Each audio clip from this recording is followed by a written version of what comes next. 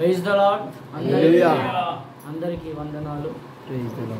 రెండవ రాజుల గ్రంథము 20వ అధ్యాయము 5వ వచన భాగాన్ని చదువుకుందాం. నీవు తిరిగి నా ప్రజలకు అధిపతి అయిన హిజ్కియా యొద్దకు పోయి అతనితో ఇట్లనము, నీ పితరుడైన దావీదునకు దేవుడగు యెహోవా నీకు సెలవిచ్చినదేమనగా, నీవు కన్నీళ్లు విడిచిరా చూచితిని, నీ ప్రార్థన నేను అంగీకరించి ఉన్నాను. నేను నిన్ను బాగు చేసేదను. 3వ దినమున నీవు యెహోవా మందిరమునకు ఎక్కిపోదు. చిన్న ప్రార్థన చేసుకుందాం. పరిశుద్ధుడా, మహోన్నతుడా, సర్వశక్తిమంతుడా, సకలాశీర్వాదములకు కారణభూతుడా, మా ప్రియ పరలోకపు తండ్రి, ఇప్పటి వరకు ఈ ఆరాధనలో నా తండ్రి పాటల ద్వారా, ఆరాధన ద్వారా, సాక్షుల ద్వారా మీరు మహిమ పొందారు దేవా. నీకు వందనాలు, స్తోత్రాలు, నీకు కృతజ్ఞత ఆరోపణలు తెలియజేసుకునిచున్నా.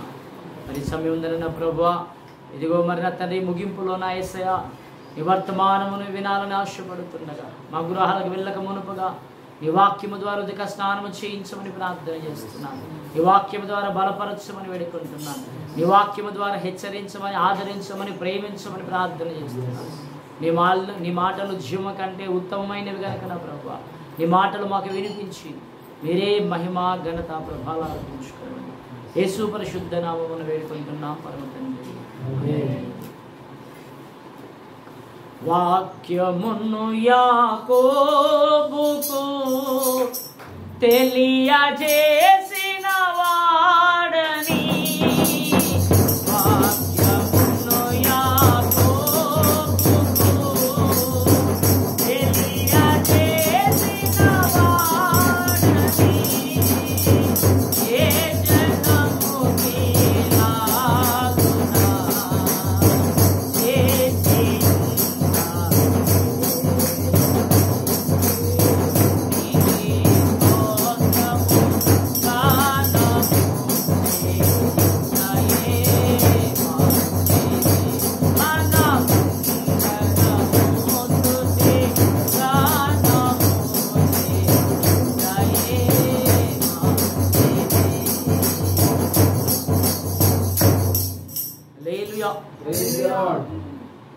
రెండవ రాజుల గ్రంథము 20వ అధ్యాయము 5వ వచన భాగాన్ని మనం చదువుకున్నాం. ఈ యొక్క అధ్యాయములో ఈ యొక్క వచనం మీద అనేక పర్యాయములు మనం విన్నాం. గత 2 వారాల కింద కూడా నేనే చెప్పాను, ఇదే స్థలంలో ఇక్కడే నేనే చెప్పాను. బాగు చేసే దేవుడు అనేటువంటి మాట మీద ఇక్కడ కొన్ని విషయాలు ఆ రోజు మనము నేర్చుకున్నాం. దేవునికి మహిమ కలుగును గాక. హల్లెలూయా. చూడండి ప్రియులారా, ఆ విధంగానే మరొకసారి పరిశుద్ధాత్మ దేవుడు ఇదే అధ్యాయములో నుంచి హిజ్కియా గురించి కొన్ని విషయాలు మనతో మాట్లాడాలని ఆశపడుతూ ఉండగా ఇదే విషయాన్ని మరలా ఈరోజు కొంత సమయం మనము ధ్యానించుకుందాం. దేవునికి స్తోత్రం కలుగును గాక. హల్లెలూయా. చూడండి ప్రియులారా, ఇక్కడ 2వ రాజుల గ్రంథం 20వ అధ్యాయము 1 నుంచి 5 వచనాల భాగంలో మనం గమనించినట్లయితే, తండ్రి అయినటువంటి దేవాది దేవుడు, సృష్టికర్త అయినటువంటి దేవాది దేవుడు హిజ్కియాకు ఒక సమాచారం తెలియజేశాడు.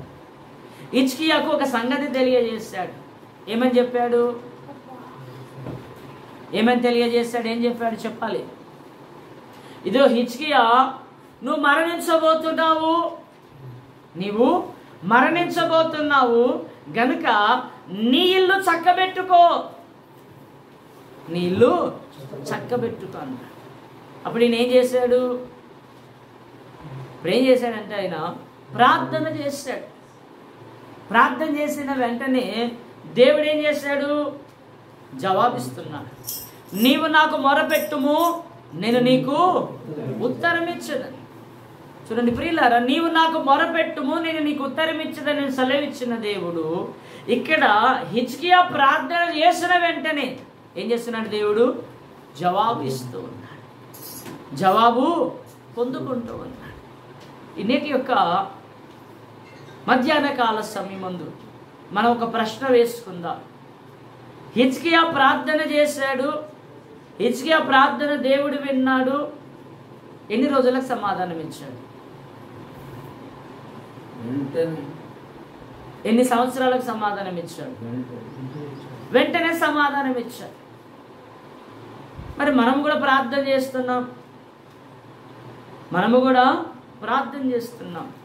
అది నీ భార్య కొరకు కావచ్చు, నీ భర్త కొరకు కావచ్చు, నీ తల్లిదండ్రుల కొరకు కావచ్చు, నీ పిల్లల కొరకు కావచ్చు, నీ సంతానం కొరకు కావచ్చు, నీ భవిష్యత్తు కొరకు కావచ్చు, ఉద్యోగం కొరకు కావచ్చు, వ్యాపారం కొరకు కావచ్చు, వ్యవసాయం కొరకు కావచ్చు, దేని కొరకైనా ఒకదాని కొరకు ఉపవాసం ఉండి ప్రార్థన చేయవచ్చు, కన్నీటి ప్రార్థన చేయవచ్చు, కుటుంబ ప్రార్థన చేయవచ్చు, వ్యక్తిగత ప్రార్థన చేయవచ్చు, సంఘ సహవాస ప్రార్థనలు చేయవచ్చు. దేవునికి స్తోత్రం కలుగును గాక. హల్లెలూయా.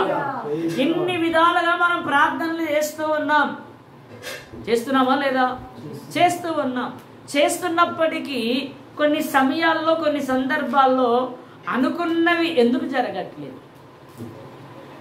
ప్రార్థనలకు జవాబు ఎందుకు రావట్లేదు? హిజ్కియాకు వెంటనే సమాధానం ఎందుకు ఇచ్చాడు? మనకెందుకు సమాధానం వెంటనే ఇవ్వడు? హిజ్కియాలను ఒకలాగా చూసే దేవుడు, మిమ్మల్ని ఒకలాగా చూసే దేవుడు, నన్ను ఒకలాగా చూసే దేవుడా? అలా చూస్తే ఏమవుతుంది? పక్షపాతం అవుతుంది. భూ సంబంధమైనటువంటి తల్లిదండ్రుల్లో పక్షపాతం ఉంటుంది, అవునా కదా? చిన్నోనికి దాచిపెట్టి పెద్దోనికి ఇవ్వరు, లేదంటే పెద్దోనికి దాచిపెట్టి చిన్నోనికి ఇవ్వరు. అది ఎవరి ఇంట్లోనైనా ఎక్కడైనా కొంత భేదం ఖచ్చితంగా సొంత తల్లిదండ్రులైనా ఉంటుంది.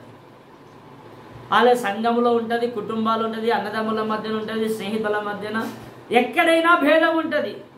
ఎందుకంటే మనము సహజంగా మనుషులము, కానీ దేవుడు మనుషుడు. దేవుడు సృష్టికర్త అయిన దేవాది దేవుడు ఏం చేయాలి? పక్షపాతము లేకుండా అందరికీ సమానముగా ప్రేమించాలా, సమానముగా మాట్లాడాలా, సమానంగా దీవించాలా, సమానంగా ఆశీర్వదించాలా. ఒకరికి ఎక్కువ, ఒకరికి తక్కువ అనేది భేదము చేయకూడదు. భేదం చేస్తే ఏమవుతుంది? ఆయన నీతిమంతుడు కాదు, ఆయన న్యాయవంతుడు అసలే కాదు, అవునా కదా? ఆయన నీతిమంతుడు, న్యాయవంతుడు, భేదము లేకుండా అందరినీ సమానముగా ప్రేమించువాడు. దేవునికి మహిమ కలుగునుగాక. హల్లెలూయా. ఇనేటి యొక్క మధ్యాహ్న కాల సమయమందు ఒక ప్రశ్న వేసుకుంటే ఆ ప్రశ్నకు జవాబు మనం దొరికించుకుంటే, ఆ ప్రశ్నకు జవాబు మనకు తెలిస్తే మన ప్రార్థనలకు ఎందుకు ఆలస్యం అవుతుందో మనకు తెలుస్తుంది. కనుక ఆ ప్రశ్న మనం వేసుకోవాలి.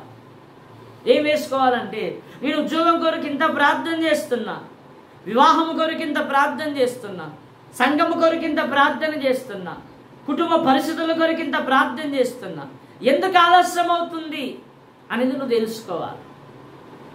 అనే ప్రశ్న వేసుకుంటే నువ్వు తెలుసుకుంటావు. దేవునికి స్తోత్రం కలుగును గాక. హల్లెలూయా.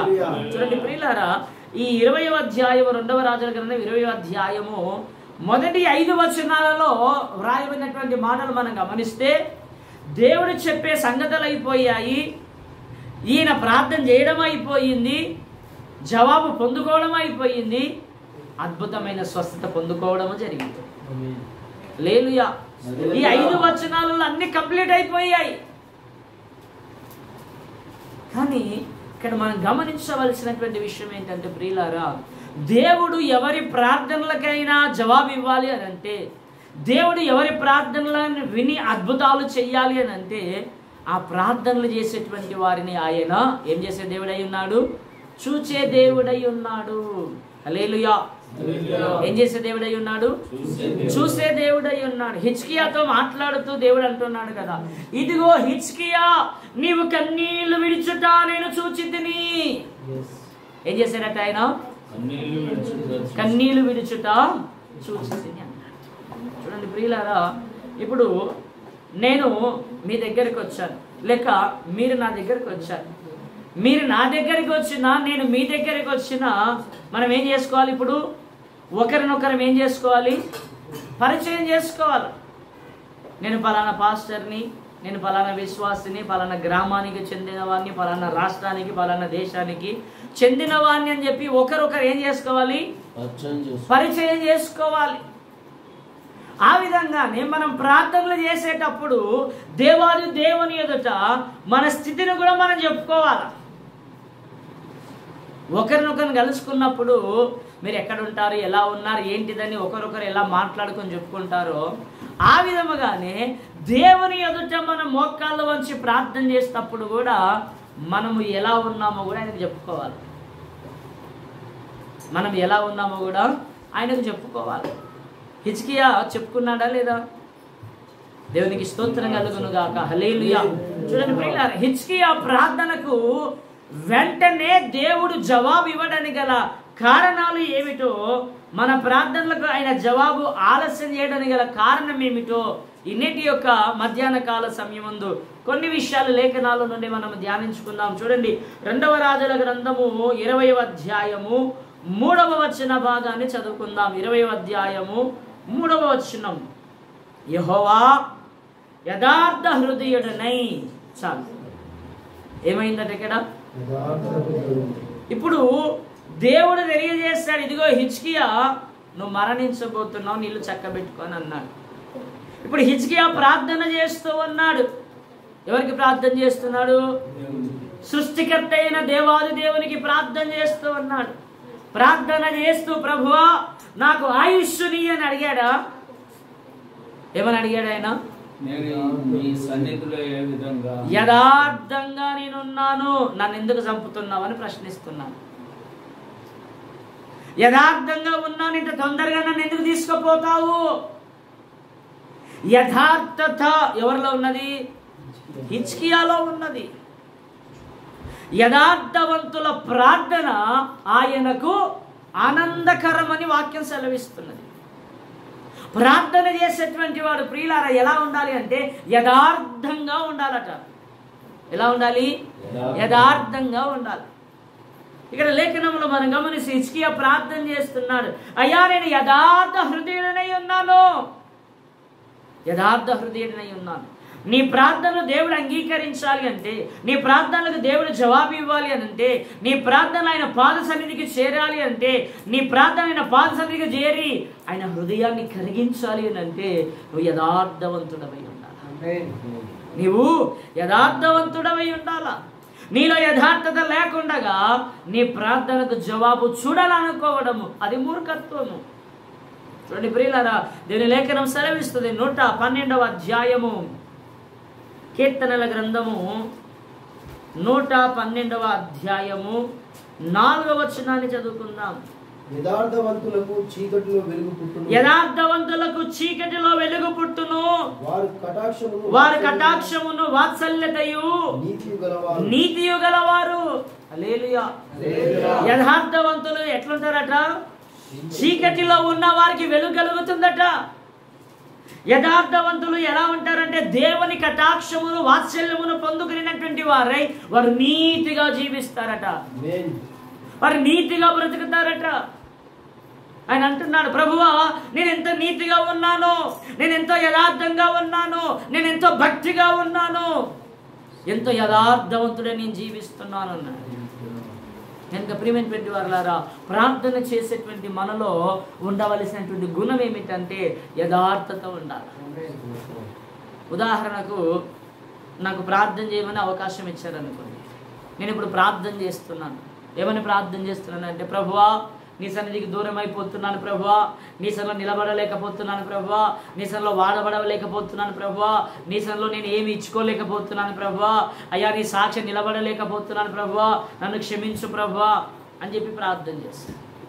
నాకు క్రమ జీవితం లేదు ప్రభు అని ప్రార్థన చేశాను. ఇప్పుడు నేనేం చేయాలి? ఈ ప్రార్థన చేస్తే నేను ఏం చేయాలి? ఏ ప్రార్థన అయితే నేను చేశానో ఆ ప్రార్థన మీద నిలబడాలి. ఆ ప్రార్థన మీద నేను నిలబడాలి. ప్రార్థన అంటే ఏమిటంటే దేవునితో మాట్లాడుట, దేవుడు నీతో మాట్లాడుట. నువ్వు అడిగేవన్నీ కూడా దేవుడు నీకు ఇస్తాడు. ఆ ప్రార్థనలో నువ్వు అడుగుతున్నటువంటి విషయాలన్నీ కూడా మరి ఆయన నీకు ఇవ్వాలి అని అంటే నువ్వు అడిగే దాని మీద ఏం చేయాలి? నిలబడాలి. అడిగే దాని మీద నువ్వు నిలబడాలి. ప్రభువా నీ సన్నిధిని దిగజారిపోతున్నానయ్యా, బలహీన అయిపోతున్నానయ్యా, నీ కన్నీళ్ళు గార్చి ప్రార్థన చేశాను. మరి ఇప్పుడు నా ఆరాటం ఎలా ఉండాలా? నాకు ఒక పాట ఇస్తే బాగుండు, నాకు ప్రార్థన చేయడానికి ఇస్తే అవకాశం ఇస్తే బాగుండు, నేను దేవుని సన్నిధిని నిలబడలేకపోతున్నాను కదా, నేను వాడబడాలి కదా అంటూ నేను పరిగెత్తుకుంటూ వెళ్ళాలి. ఆలస్యంగా కానీ, ఆయనకి ఇష్టం లేకుండా కానీ, నా ఇష్టం ఉన్నప్పుడు కానీ, నా ఇష్టానుసారంగా కానీ నేను జీవిస్తూ ఉన్నప్పుడు ఈ ప్రార్థనకు నా జీవితానికి ఏమైనా పొందుతుందా? పొంతన లేనిది ప్రార్థన అయి ఉన్నది కనుక ఆ విధముగా మనం జీవించినప్పుడు, ఆ విధముగా మనం బ్రతికినప్పుడు మన ప్రార్థనలకు మనం జవాబు పొందలేము. మన ప్రార్థనలకు అద్భుతాలు మనము చూడలేము. ప్రార్థన చేస్తున్నాడు ఆయన, దేవునికి చెప్పుకుంటున్నాడు ఏమని? ప్రభువా, సంఘంలో నేను యథార్థంగా ఉన్నాను, నా కుటుంబంలో యథార్థంగా ఉన్నాను, ఉద్యోగంలో యథార్థంగా ఉన్నాను, వ్యాపారంలో యథార్థంగా ఉన్నాను, నన్ను ఎందుకు నువ్వు తలదించేటట్లు చేస్తున్నావు? అడుగు దేవుని. నువ్వు ఎప్పుడు అడగగలుగుతావు అంటే నువ్వు ఆధ్యాత్మికంగా ఈ విషయాల్లో ధైర్యముగా ఉన్నప్పుడు మాత్రమే అడగగలుగుతావు. 28వ అధ్యాయము మొదటి సమూయేలు గ్రంథము 28వ అధ్యాయము 6వ వచన భాగాన్ని చదువుకుందాం. యెహోవా యుద్ధ విచారణ చేయగా యెహోవా స్వప్నము ద్వారానైనను ఉరిమి ద్వారానైనను ప్రవక్తల ద్వారానైనను ఏమీ సెలవీయక ఉండెను. చాలు. ఎవరు ప్రార్థన చేస్తున్నారు ఇక్కడ? సౌలు ప్రార్థన చేస్తున్నాడు. ఎవరికి? దేవునికి, సృష్టికర్త అయిన దేవునికి ప్రార్థన చేస్తున్నాడు. ప్రార్థన ఆయన చేస్తుండగా జవాబిస్తున్నాడు దేవుడు? జవాబు ఇవ్వట్లేదు. నేను ప్రార్థన చేస్తే దేవుడు నాకు జవాబు ఇవ్వట్లేదు కనుక అని చెప్పాను కదా, సైలెంట్గా ఉన్నాడా? సైలెంట్గా లేడు. ఏం చేస్తున్నాడు? ప్రయత్నాలు చేస్తున్నాడు. ఉరిమి ద్వారా ఏమైనా జవాబిస్తాడా అంటే చీట్లు వేసుకొని ఆ చీట్ల నుంచి ఏం చెప్తాడని చీట్లు వేసి చూస్తున్నాడు. దర్శనాల కోసం చూస్తున్నాడు, ప్రవచనాల కోసం చూస్తున్నాడు, ప్రవక్తల దగ్గరికి వెళ్తున్నాడు. ఎన్ని ప్రయత్నాలు చేసినా ఏం చేస్తున్నాడు దేవుడు? మౌనముగా ఉన్నాడు. ఏం మాట్లాడట్లేదు. నీవు నాకు మొరపెట్టువు, నేను నీకు ఉత్తరం ఇస్తానని సెలవిచ్చిన దేవుడు ఉత్తరం ఇవ్వకుండా మౌనంగా ఉన్నాడట. ఎన్నో ప్రయత్నాలు చేశాడు, ఏ ప్రయత్నము సక్సెస్ అవ్వట్లేదు. ప్రవక్తల దగ్గరికి వెళ్ళాడట. ఈ పాస్టర్ కాకపోతే ఆ పాస్టర్, ఆ పాస్టర్ కాకపోతే ఇంకో పాస్టర్ కాకపోతే ఇంకా పెద్ద పాస్టర్, అలా పెద్ద పాస్టర్లు, చిన్న పాస్టర్లు అందరి దగ్గరికి వెళ్తున్నాడు కానీ ఏం లేదు, జవాబు లేదు. చూడండి ప్రియులారా, దేవుని లేఖనం సెలవిస్తున్నది. ఎక్కడ జవాబు దొరకకపోగా ఆయన ఏం చేస్తున్నాడు? కింద వచ్చిన చదవండి. అప్పుడు సౌలు నా కొరకు మీరు కన్న పిశాచము గల యొక్క స్త్రీని కనుగొనుడి, నేను పోయి దాని చేత విచారణ చేతులని తన సేవకులకు ఆజ్ఞ ఇయ్యగా. చాలు. ఏం చెప్తున్నాడు? నా కొరకు మీరు ఒక సోది చెప్పేదాన్ని తీసుకురండి, దాని దగ్గరికి వెళ్ళి నాకు ఏమవుతుందో, ఏమి జరుగుతుందో, ఏమి జరగబోతుందో నేను తెలుసుకోవాలి. కర్ణ పిశాచము గల దాని దగ్గరికి నన్ను తీసుకుపోండి, లేదా దాన్ని తీసుకురండి. ఎందుకు ఆ స్థితి ఎందుకు వచ్చింది? దేవుడు మాట్లాడట్లేదు. జవాబు మన జీవితాల్లో రాకపోతే, అనుకున్నవి మన జీవితాలు అనుకున్నవి జరగకపోతే మనం తీసుకునే స్టెప్ ఇదే. ఏం స్టెప్? ఇంకా వేరే ప్రయత్నం ఏదైనా చేయాలి,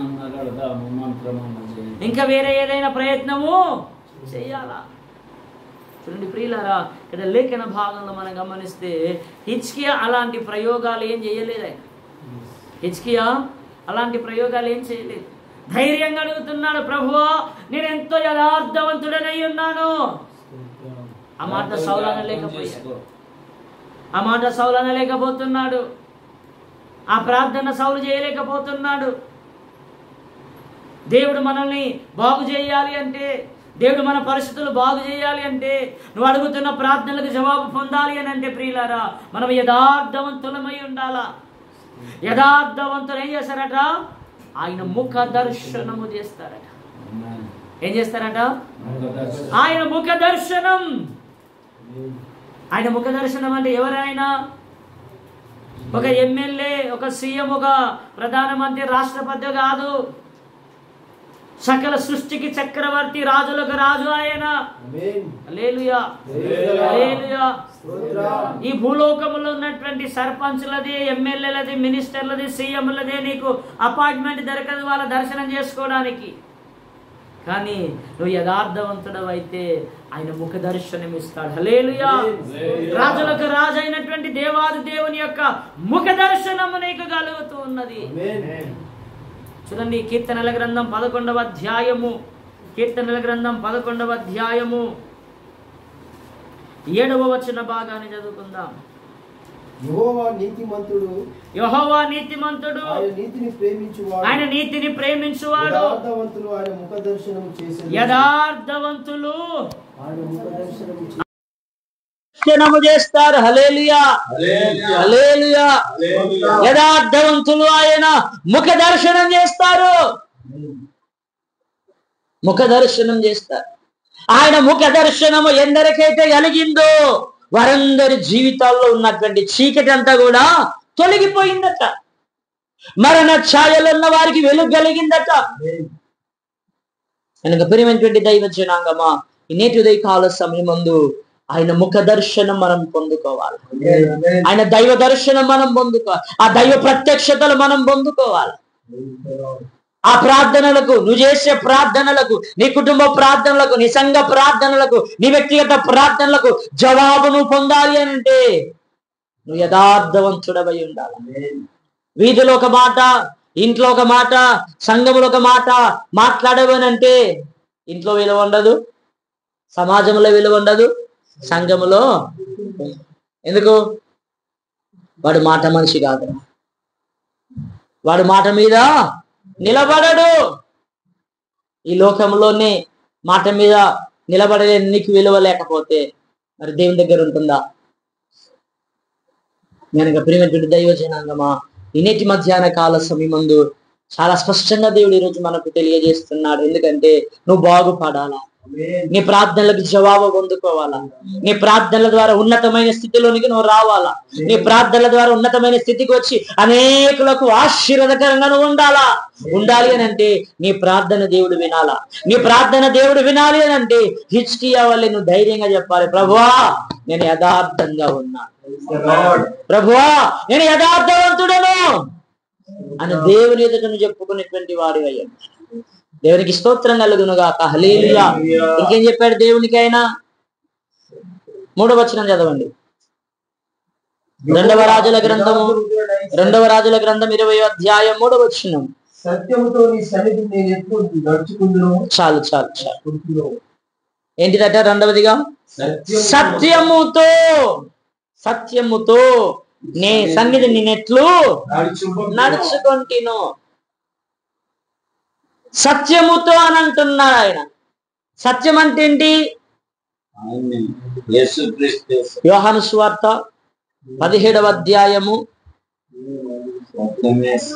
యోహాను సువార్త 17వ అధ్యాయం 17వ వచనం చదువుకుందాం. యోహాను సువార్త 17వ అధ్యాయము 17వ వచనం. సత్యమందు వారిని ప్రతిష్ఠ చేయము, నీ వాక్యమే సత్యము. హల్లెలూయా. ఏంటిదట? యథార్థంగా జీవించాను మొదటిగా చెప్తున్నాడు. రెండవదిగా ఏం చెప్తున్నాడు ఆయన? సత్యమును కలిగి నడుచుకున్నానంటే అర్థం ఏంటిది? వాక్యానుసారముగా నడుచుకున్నాను. వాక్యాన్ని తప్పి నేను జీవించలేదు, వాక్యాన్ని తప్పి నేను మాట్లాడలేదు, వాక్యాన్ని తప్పి నేను నడుచుకోనలేదు, వాక్యానికి విరుద్ధంగా నా జీవితం లేదు, నా బ్రతుకు లేదు. నా బ్రతుకులో వాక్యము నెరవేర్చబడుతూ ఉన్నది. హల్లెలూయా. నేను ఏదైతే వింటున్నానో, ఏదైతే చదువుతున్నానో, ఏదైతే నేను దేవుని సన్నిధిలో నేర్చుకున్నానో దాని ప్రకారమే నేను నడుస్తూ ఉన్నానన్నాడు. హల్లెలూయా, హల్లెలూయా. మోషే ధర్మశాస్త్ర ప్రకారముగా వాక్యానుసారమైన జీవితం ఆయన జీవిస్తున్నాడట. అది అందు వాక్యం ఉండెను, ఆ వాక్యమే దేవుడై ఉండెను. తన బ్రతుకులో దేవుడు ఉన్నాడట, తన జీవితంలో దేవుడు ఉన్నాడట, తన నడవడికలో దేవుడు ఉన్నాడట, తన చూపుల్లో దేవుడు ఉన్నాడట, తన మాటల్లో దేవుడు ఉన్నాడట, తన తలంపుల్లో తన నడకలో దేవుడు ఉన్నాడట. కనుక ప్రియమైనటువంటి వాళ్ళారా, ఆయన చెప్తున్నటువంటి మాట ఏమిటంటే నేను వాక్యానుసారంగా జీవిస్తున్నాను, నేను వాక్యానుసారంగా నడుస్తున్నాను, నేను వాక్యానుసారంగా బ్రతుకుతున్నాను. నాకెందుకు ఈ యొక్క రోగం వచ్చింది, నన్ను బాగు చేయి అని చెప్పి అడగట్లేదా? ప్రభువా నేను యథార్థంగా జీవిస్తున్నాను, నేను వాక్యమును అనుసరించి జీవిస్తున్నా. వాక్యము లేకుండగా నేను జీవించట్లేదు, వాక్యము లేకుండగా నేను బ్రతకట్లేదు. నా కుమారుడా నీ తల్లి యొక్క ఉపదేశమును త్రోసివేయకు. దేవుని యొక్క మాటలు త్రోసివేయకుండగా, దేవుని యొక్క ఆజ్ఞలు తృణీకరించకుండగా, తూచా తప్పకుండగా వాక్యానుసారంగా జీవిస్తున్నాడట, వాక్యానుసారంగా బ్రతుకుతున్నాడట, వాక్యానుసారంగా కొనసాగుతున్నాడట. హిజ్కియా ప్రార్థన చేశాను, కన్నీరు విడిచెను, దేవుడు తనను బాగు చేశాను అని అనుకుంటే ఇదే కనిపిస్తుంది మనకు, అంతకుమించి ఇంకేం కనిపించదు. అని ప్రియులారా, తాను బ్రతికినన్ని దినములు కూడా యథార్థంగా జీవించాడు. తాను బ్రతికినన్ని దినములు కూడా ఏం చేశాడట? వాక్యములో నిలిచి వాక్యానుసారంగా నడిచాడు. యేసుక్రీస్తు అన్నారు కదా, నా తండ్రి చిత్తమును నేను నెరవేర్చుటకే వచ్చి తిని కానీ దాన్ని కొట్టివేయటకు రాలేదన్నా. ఏం చేశారట ఆయన? తండ్రి చిత్తమును, వాక్యానుసారమైన జీవితమును, వాక్యానుసారమైన ప్రవర్తనను, వాక్యానుసారమైన బ్రతుకును జీవించడానికి వచ్చాడు. వాక్యం ఒకలాగుండి జీవితం ఒకలాగా లేదండి. కనుక ఇన్నిటి యొక్క మధ్యాహ్న కాల సమయం ముందు మన బ్రతుకుల్లో, మన జీవితంలో వాక్యానుసారంగా మనం జీవించాలి, వాక్యానుసారంగా మనము బ్రతకాలి. అనుదినము వాక్యం, గృహకూడికల్లో వాక్యం, జన్మదినములో వాక్యం, వివాహములో వాక్యం. మనకి చెప్పబడినటువంటి వాక్యము భూలోకములో ఎవ్వరు కూడా చెప్పబడదు. హల్లెలూయా, హల్లెలూయా. ఇతర మతాలు ఉన్నాయి, వాళ్ళకి లేనటువంటి భాగ్యం మనకు దేవుడు ఇచ్చాడు. వాళ్ళకి లేనటువంటి ధన్యతను దేవుడు మనకి ఇచ్చాడు. ఈ వాక్యము విత్తబడుతూ ఉండగా మనం ఏం చేయాలా? ఉదక స్నానము చేయాలి. ఉదక స్నానములో మనం ఏం చేయాలి? నూతన పరచబడుతూ ఉండాలి. అనుదినము నూతన పరచబడుతూ ఉండాలి. యథార్థంగా ఉండాలా, వాక్యమును అనుసరించి జీవించే వారిమై ఉండాలా. ఇంకో మాట ఏమన్నాడు ఆయన? నీ దృష్టికి అనుకూలముగా సమస్తము నేను ఎట్లు జరిగించుతున్నావు. చాలు చాలు చాలు. ఎవరి దృష్టికి? నీ దృష్టికి నేను అనుకూలముగా ఎట్లు నడుచుకుంటునో. దేవునికి మహిమ కలుగును గాక. హల్లెలూయా, హల్లెలూయా. ఎవరి దృష్టికి ఎట్లున్నాడట? దేవుని దృష్టికి యథార్థంగా ఉన్నాడట, దేవుని దృష్టికి వాక్యానుసారంగా ఉన్నాడట.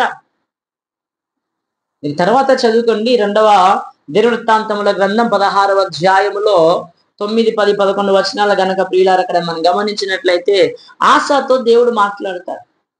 ఆశతో దేవుడు అంటాడు కదా, నీవు మతి తప్పి భ్రమించి నడిచితివి గనక నేను నిన్ను విసర్జించి వేస్తాను.